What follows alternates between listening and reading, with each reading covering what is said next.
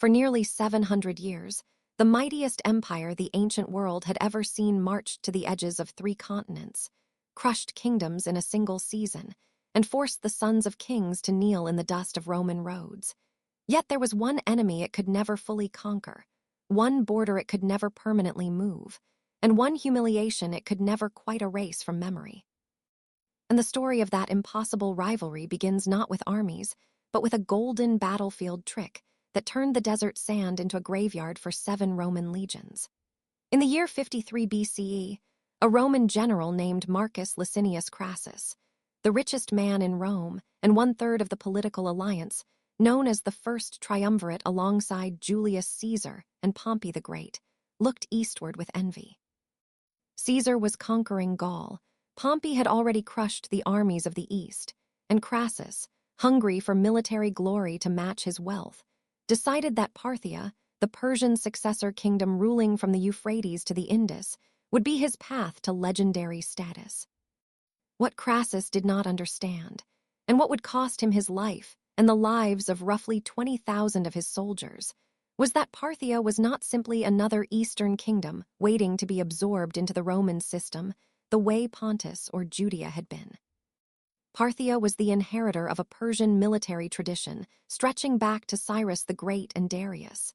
a civilization built on horseback warfare, mounted archery, and a deep understanding of how to fight in the vast open plains where Roman infantry, so devastating in the forests of Gaul and the hills of Italy, became dangerously vulnerable. At a place called Keri, near the modern border of Turkey and Syria, the Parthian general Shurna, commanding a force a fraction the size of Crassus's army, unleashed a tactic that would haunt Roman military planners for centuries. Heavily armored cataphract cavalry combined with horse archers who could gallop away from the Roman formations while still firing arrows backward with devastating accuracy, a maneuver so effective it gave rise to the phrase Parthian shot, which survives in modern English as parting shot. The Romans, packed into a defensive square under a hail of arrows that seemed never to run out thanks to a brilliant Parthian camel supply train, were slaughtered for hours. Crassus himself was killed, and according to several ancient historians whose accounts, while not universally verified, are widely repeated in the historical record, molten gold was poured down his throat as a symbol of his insatiable greed. A detail many historians treat as symbolic legend rather than confirmed fact, but one that captures just how thoroughly Rome's ambitions had been humiliated.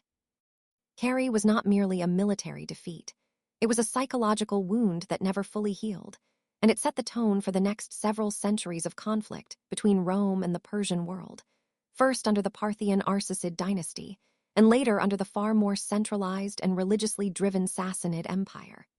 To understand why Persia became Rome's most persistent and dangerous rival, one must understand the geography that shaped this endless struggle. Unlike Gaul, Britain, or even Carthage, Persia was not a single city-state or tribal confederation that could be decapitated by capturing one capital. It was a continuation of an ancient imperial tradition, heir to the Achaemenid Empire of Cyrus and Xerxes, controlling the Silk Road trade routes that connected Rome to China, India, and the riches of the East.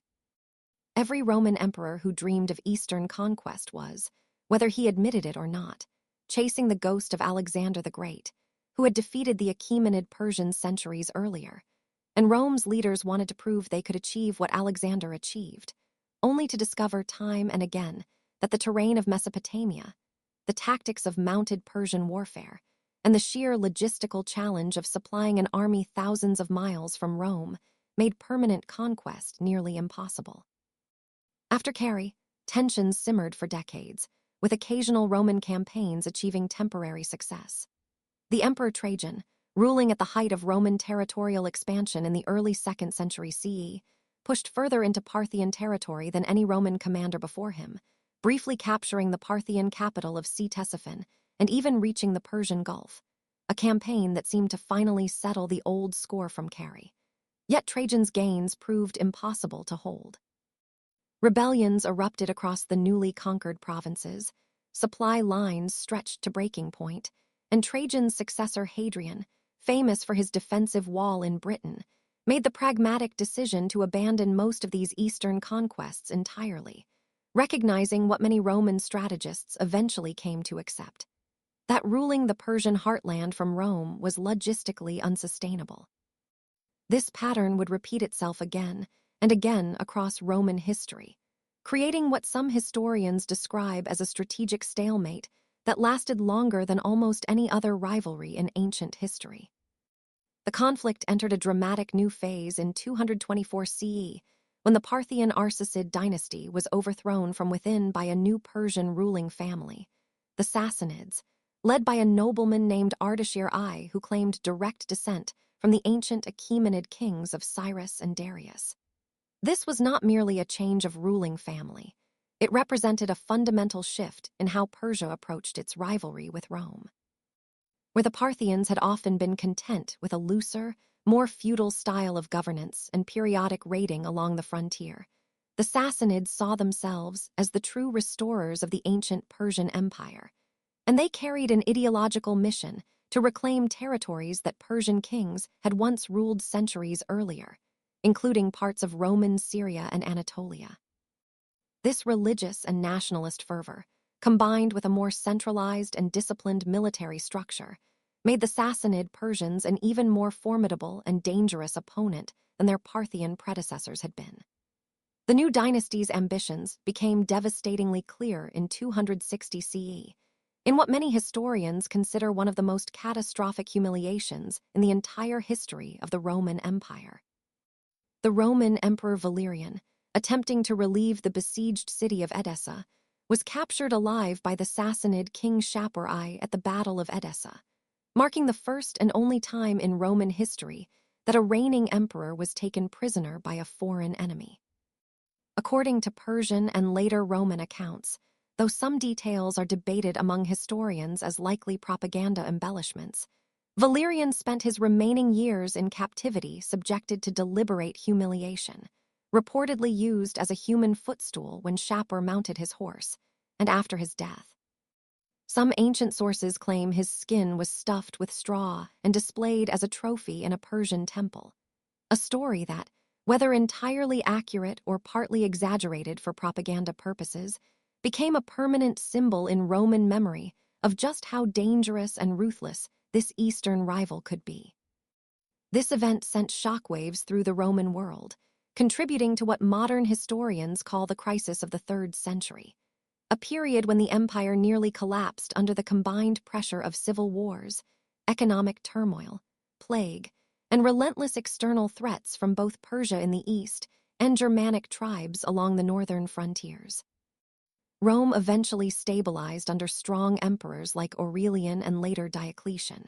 who recognized that the eastern frontier required permanent, serious military attention rather than sporadic campaigns of conquest. Diocletian's reforms, including the reorganization of the empire into a more manageable system of shared rule known as the Tetrarchy, were driven partly by the recognition that no single ruler could adequately manage both the Persian threat in the east and the Germanic pressures in the north and west simultaneously. This reveals something crucial about why Persia mattered so much to Roman strategic thinking.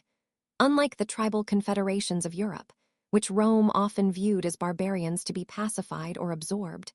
Persia was recognized as a peer civilization, a sophisticated state with its own bureaucracy, coinage, diplomatic protocols, and imperial ideology, deserving formal treaties and ambassadorial exchanges rather than simple conquest. The 4th century brought one of history's most dramatic attempts to finally settle the Roman-Persian rivalry once and for all, driven by an emperor whose story remains one of the most fascinating in Roman history. Julian, later remembered as Julian the Apostate for his attempt to revive traditional Roman paganism against the rising tide of Christianity, launched an ambitious invasion of Persia in 363 CE, hoping to achieve the kind of decisive victory that had eluded Trajan and so many emperors before him. Julian's campaign initially achieved remarkable success, pushing deep into Persian territory and approaching the capital at Ctesiphon, but the same logistical curse that had doomed previous invasions struck again. unable to take the heavily fortified capital and increasingly vulnerable as supply lines stretched thin in hostile territory, Julian was forced to order a retreat. And during this withdrawal, in circumstances that remain somewhat debated among historians, he was fatally wounded, with some ancient sources suggesting a Persian spear and others speculating about an assassination from within his own ranks, though the majority historical consensus favors death in combat against Persian forces. Julian's death without a clear heir led his desperate army, trapped deep in enemy territory, to accept a humiliating peace treaty that surrendered significant Roman territory, including the strategically vital city of Nisibis, marking yet another chapter in this centuries-long pattern, where dramatic Roman offensives into Persia ultimately ended in retreat, negotiation, or disaster, rather than lasting conquest. What made this rivalry so uniquely dangerous compared to Rome's other enemies was not just military strength, but a kind of civilizational parity that forced both empires into an exhausting, expensive, permanent state of readiness along their shared frontier, primarily centered on the frustrating, resource-draining contest over the region of Mesopotamia and the fortress cities that controlled its trade routes and water sources. Cities like Nisibis, Dara, and Amida changed hands repeatedly over the centuries, each siege costing thousands of lives and enormous treasure. Yet neither side could ever achieve the kind of knockout blow that would end the conflict permanently. This endless frontier warfare drained both empires of resources that might otherwise have been used for internal development, and many modern historians argue that this centuries-long mutual exhaustion left both Rome, in its Eastern Byzantine form, and Persia dangerously weakened and vulnerable by the early 7th century, setting the stage for one of history's most dramatic final chapters. Beginning in 602 CE, the Byzantine-Sassanid War erupted into what became the longest and most destructive conflict in the entire history of the rivalry, with the Persian king Khosrow II launching a devastating invasion that captured Roman territories that had never before fallen to Persian control, including the ancient and symbolically vital cities of Antioch, Damascus, and most shocking of all, Jerusalem, which fell in 614 CE. The capture of Jerusalem carried enormous religious and psychological weight far beyond its strategic value, as Persian forces reportedly seized the relic believed to be the true cross, an event that sent theological shockwaves throughout the Christian world and framed the conflict, for the first time in this long rivalry, in explicitly religious terms of good against evil rather than simply competing empires. Persian forces pushed further than ever before, reaching the walls of Constantinople itself and even capturing Egypt, cutting off Rome's vital grain supply and bringing the Byzantine Empire to what seemed like the brink of total collapse. Yet in one of history's most remarkable reversals of fortune, the Byzantine Emperor Heraclius, in a campaign that many military historians regard as one of the greatest comeback stories in ancient warfare, reorganized his shattered forces, bypassed the exhausted Persian armies entirely, and launched a daring counter-invasion deep into the Persian heartland itself, striking at the symbolic and religious heart of the Sassanid Empire. This campaign culminated in a decisive Roman victory that triggered a political collapse within Persia, with Khosrow II overthrown and executed by his own son amid the chaos. And by 628 CE, a peace treaty restored the pre-war borders and returned the true cross to Christian hands. On the surface, this looked like Rome's ultimate triumph in the centuries-long rivalry, a final vindication after Carrie, after Valerian's humiliation, after Julian's failed invasion. Yet the true consequence of this war was far more tragic and far-reaching than either side could have anticipated. Both empires emerged from this final conflict utterly exhausted, their treasuries drained, their armies decimated, their populations weary after decades of warfare, and neither Rome nor Persia had the strength remaining to resist what came next. Within just a few years, a new and completely unforeseen force emerged from the Arabian Peninsula, as Arab armies inspired by the newly founded religion of Islam swept out of the desert, and within a single generation, conquered the entire Sassanid Persian Empire completely, and stripped the Byzantine Empire of its wealthy provinces in Syria, Egypt, and North Africa. The empire that had survived Carrie, survived the capture of an emperor, survived Julian's failed invasion, and had just achieved its greatest victory in centuries, was left too weakened to resist this entirely new threat. While Persia, the civilization that had frustrated Roman ambitions for nearly 700 years, ceased to exist as an independent political entity almost overnight. This is perhaps the most profound and often overlooked lesson of the entire Roman-Persian rivalry. Two of the most powerful and sophisticated civilizations the ancient world had ever produced spent nearly 7 centuries locked in a struggle that neither could definitively win, exhausting resources that might have gone toward defending against threats neither had even imagined. And in doing so, inadvertently cleared the path for a transformation of the entire Middle East and Mediterranean world that would reshape global history for the next 1400 years. From the spread of Islam to the eventual fall of Constantinople itself in 1453. The echoes of this ancient rivalry still shape the modern world in ways many people never realize, as the borders fought over by Roman legions and Persian cataphracts roughly correspond to some of the most contested and strategically vital territory in the modern Middle East. The cultural and religious fault lines drawn during centuries of conflict between a fundamentally Western, Christian Rome and an Eastern,